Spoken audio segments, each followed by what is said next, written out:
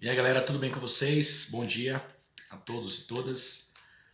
Pessoal, eu queria fechar esse tema população brasileira, pelo menos o tema características da população brasileira, formação étnica, com um destaque tanto para os grupos de imigrantes, estrangeiros que vieram para o Brasil e tiveram um papel importante na formação da nossa população, quanto para para os fluxos migratórios internos que merecem ser discutidos também.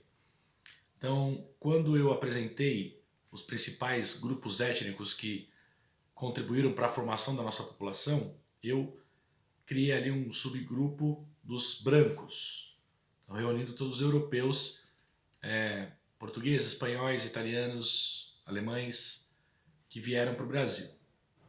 O Brasil, no século XIX, era um polo importante de atração de imigrantes.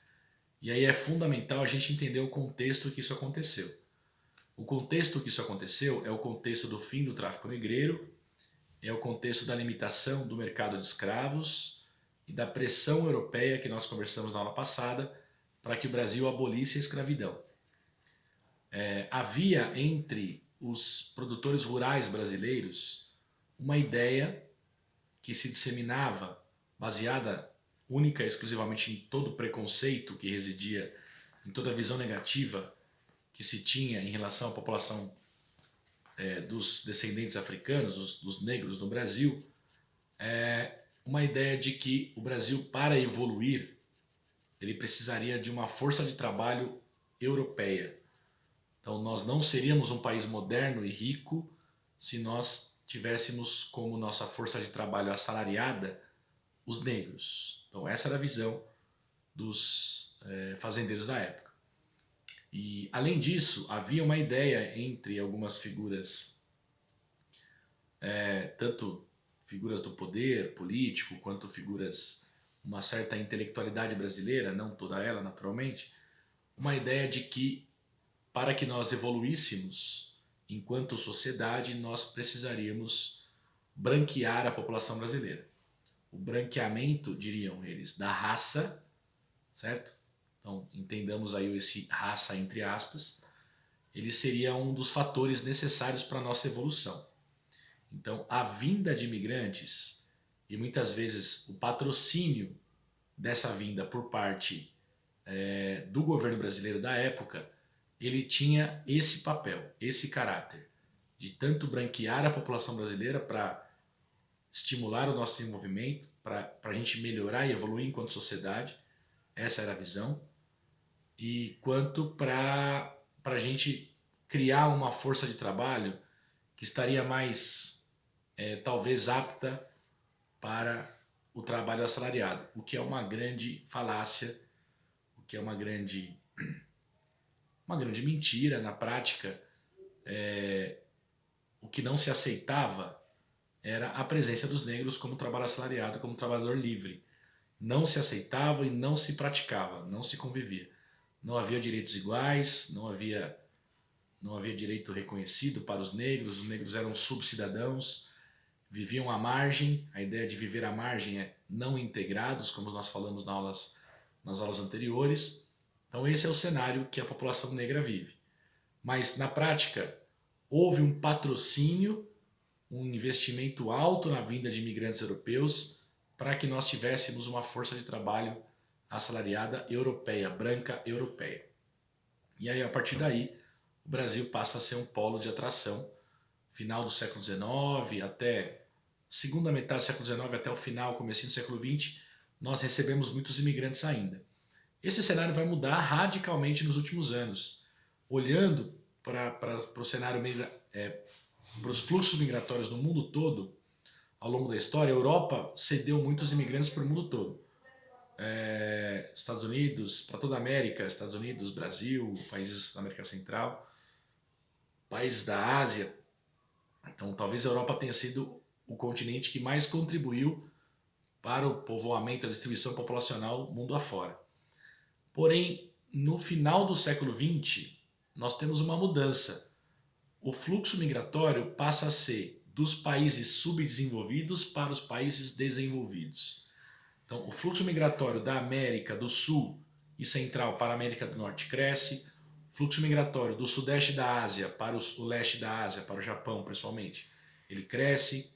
O fluxo migratório dos africanos para a Europa crescem substancialmente. O fluxo migratório para a Oceania cresce.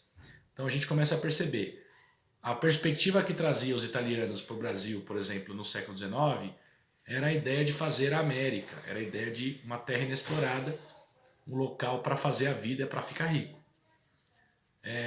Só que esse cenário muda radicalmente. Com os países subdesenvolvidos, os países latino-americanos, sudeste da Ásia, com economias frágeis, economias que oscilam em tempos de crise, o nível de desemprego muito alto, e a Europa a África sem perspectiva de crescimento econômico, convivendo com indicadores sociais e econômicos sofríveis, esses trabalhadores e essas trabalhadoras que vivem nesses países optam por migrar.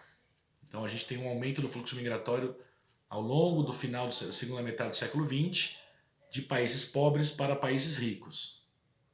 Nos últimos anos, nas últimas 2 décadas pelo menos, esse fluxo tem acontecido muito do Oriente Médio e Ásia Central, países conflagrados em guerra, como a Síria, como o Afeganistão, para a Europa, principalmente para a Alemanha, que é o principal polo de atração de imigrantes. Africanos que vivem em guerra civil, que vivem em conflitos étnicos, migrando para a Europa. Então, o mundo passa a perceber um aumento do número de imigrantes, principalmente dos países pobres, subdesenvolvidos, para os países ricos, a ponto de nós termos uma discussão internacional sobre imigração, uma chamada crise migratória, por conta do número de imigrantes que já estaria estimulando movimentos xenófobos, movimentos de aversão ao estrangeiro. Nós temos esses movimentos na Alemanha, na Hungria. Então, essa crise migratória, ela acaba sendo um oxigênio, um estímulo, um combustível para uma direita raivosa, para grupos conservadores, mais de um conservadorismo radical, que se aglutinam nesses países. Então esses grupos passam a ter muita força política, muita influência econômica, e cresce o preconceito, crescem as agressões, crescem as manifestações racistas nesse contexto das imigrações. E ao mesmo tempo em que continuam a crescer os atos terroristas, principalmente hoje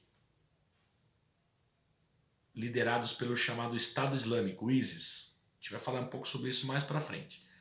Mas na prática o mundo vive uma crise de imigração, e essa crise de imigração ela acaba gerando dificuldades, inclusive, para que trabalhadores do mundo subdesenvolvido consigam se estabelecer no mundo desenvolvido. Lembrando que o atual presidente dos Estados Unidos, o Donald Trump, venceu as eleições com uma promessa de campanha de criar um muro para impedir que os mexicanos entrassem no território dos Estados Unidos.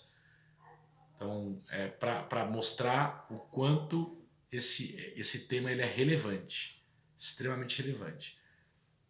Porém, eu recomendo para vocês, se vocês tiverem alguma dúvida, eu creio que não tenham, sobre a importância do trabalhador imigrante para o mundo desenvolvido, para o mundo rico, Hollywood fez um filme chamado Um Dia Sem Imigrante, como se o mundo de um dia para o outro não tivesse mais imigrante. Então aí você sai na rua, não tem ninguém no mercado para trabalhar no mercado, não tem ninguém para fazer a coleta do lixo, não tem ninguém para... A polícia está desguarnecida, porque o imigrante ele tem um papel central no funcionamento, na estrutura econômica dos países ricos, seja o mexicano nos Estados Unidos, seja o turco na Alemanha, seja o português na Alemanha, tem vários grupos, seja os africanos na França. Então a importância econômica é enorme. O peso econômico desses imigrantes é muito grande por conta do próprio funcionamento da estrutura econômica desses países.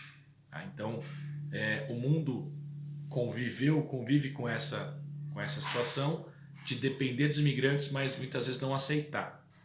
E essa não aceitação tem relação com o quadro de desemprego que tem crescido.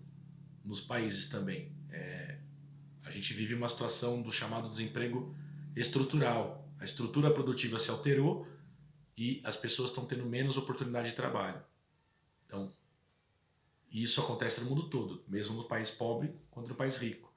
A consequência é o aumento das imigrações, do fluxo migratório e, por outro lado, como resposta, a resistência, a não aceitação por parte dos nativos, muitas vezes, pela presença do imigrante. É uma contradição, porque há uma necessidade, mas, infelizmente, esse é o cenário que a gente vive hoje.